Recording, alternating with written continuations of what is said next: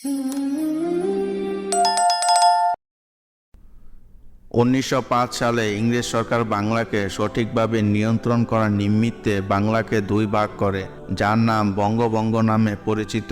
পূর্ব বাংলা অর্থাৎ বাংলাদেশ ও আসাম নিয়ে একটি প্রদেশ করে, যার রাজধানী করা হয় ঢাকাকে। ঢাকা রাজধানী হলে মুসলিমরা লাভবান হবে, এই হিংসায় কলকাতার হিন্দু মুশরিকরা এর সর্বাত্মক বিরোধিতা করে। এরপর থেকে হিন্দু মুসলিম তিক্ততা কেবল বাড়তেই থাকে। 1911 সালে বঙ্গভঙ্গ রদ হয়। একই সাথে ভারতের রাজধানী কলকাতা থেকে সরিয়ে দিল্লিতে নেওয়া হয়। কলকাতার এত বড় ক্ষতি হওয়ার পরও কলকাতার মুশরিকরা আনন্দ উল্লাস করতে থাকে, ব্রিটেনের রাজার উদ্দেশ্যে পুজো দেয়। এই উল্লাসের একটাই কারণ, সেটা হলো মুসলিমদের সম্ভাব্য উন্নয়ন বা অগ্রগতি ঠেকানো গিয়েছে। নিজের নাক কেটে অপরের যাত্রা ভঙ্গ করার মনে হয় সবচেয়ে পারফেক্ট উদাহরণ এটাই। 1905 সাল থেকে ছোট বড় সাম্প্রদায়িক দাঙ্গা লেগেই থাকতো। হিন্দু মুশরিকদের একজন পণ্ডিত চামপতিলাল ছদ্মনামে একটি স্যাটায়ার বই লেখে। এর নাম দিয়েছিল রঙ্গিলা রাসুল। লাহোরের এক প্রকাশক রাজপাল 1923 সালে বইটি প্রকাশ করে। সারা ভারতের মুসলিমদের মধ্যে বইটি চাঞ্চল্য তৈরি করে। এই বইটিতে মূলত আল্লাহর রাসূল সাল্লাল্লাহু আলাইহি ওয়াসাল্লামকে ব্যঙ্গ করা হয়েছে। ওনার বিভিন্ন সিদ্ধান্ত, নবুয়ত, আল্লাহ এবং বিশেষ করে ওনার স্ত্রীদের নিয়ে তামাশা করা হয়েছে। স্বাভাবিকভাবেই মুসলিমরা কষ্ট পেয়েছে, বিক্ষুব্ধ হয়েছে। এই পুস্তিকার বিষয়াবলীর ওপর প্রচণ্ড ক্ষুব্ধ হয়ে চারদিকে প্রতিবাদ শুরু হয়েছে। এরপর এই ব্যাপারটিকে আদালতে নিয়ে যায় মুসলিমরা। আদালত রাজপালকে দোষী হিসাবে সাব্যস্ত করে। পরবর্তীতে আপিল করা হলে জজ কোর্ট এই বিচারকে সমর্থন করে।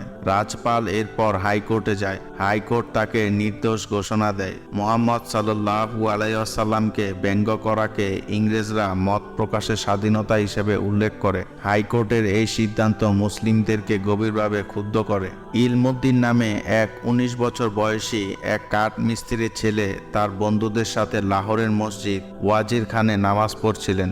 নামাজ শেষে মসজিদে এই বিষয়ে ভাষণ শোনেন, যেখানে ইসলামের নবীকে অমর্যাদাকারী ধর্মদ্রোহীর বিরুদ্ধে ব্যবস্থা নেওয়ার জন্য সরকারের প্রতি আহ্বান জানানো হচ্ছিল।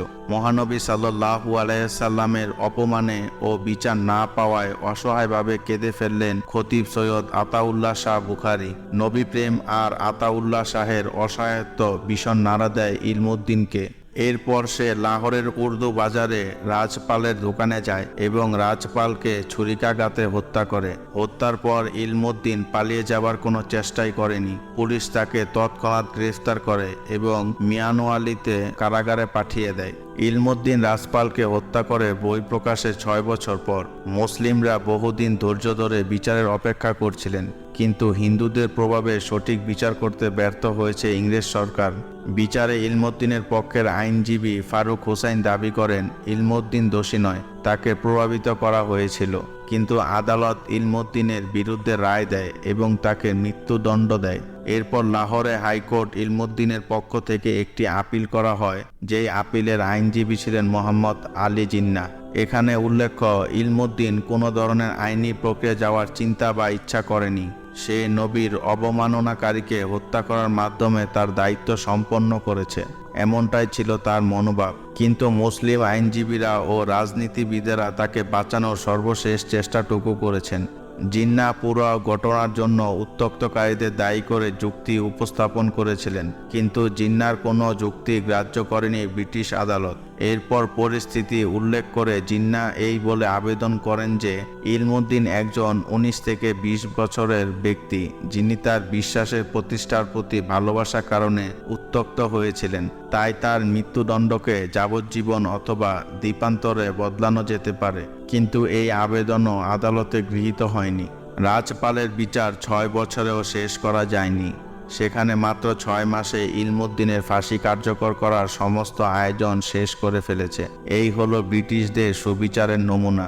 1929 সালের 31শে অক্টোবর শহীদ ইলমুদ্দিনের ফাঁসি কার্যকর করা হয়। মিয়ানওয়ালিতে ইলমুদ্দিনকে কবর দেওয়া হয়, যেখানে মুসলিমরা তার লাশকে লাহোরে দাফন করতে চেয়েছিল। ব্রিটিশরা ভয় পেয়েছিল যে এটা এক ধরনের উত্তেজনা তৈরি করবে, যা হিন্দু মুসলিম দাঙ্গা তৈরি করতে পারে। আল্লামা মোহাম্মদ ইকবাল এবং মিয়া আব্দুল আজিজ লাশ লাহোরে নিয়ে যাওয়ার সর্বাত্মক চেষ্টা করেছিলেন। এরপর তার দেহ কবর থেকে 15 দিন পর তুলে আনা হয় এবং লাহোরে আবার কবর দেওয়া হয়। ইলমুদ্দিনের লাশ 1929 সালের 14 নভেম্বর পুনরায় কবর থেকে তোলা হয়। 2 দিন পর লাশ লাহোরে পৌঁছে। সমস্ত শহর এবং আশপাশের অনেক অঞ্চল থেকে মুসলিমরা তার জানাজায় আসে। ইলমুদ্দিনের বাবা আল্লামা ইকবালকে জানাজার নামাজের ইমাম হতে বলেন, কিন্তু আল্লামা ইকবাল সেটা করতে চাননি।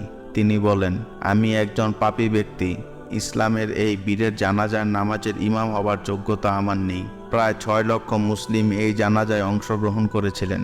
জানাজা পড়িয়েছেন সৈয়দ দিদার আলী শাহ।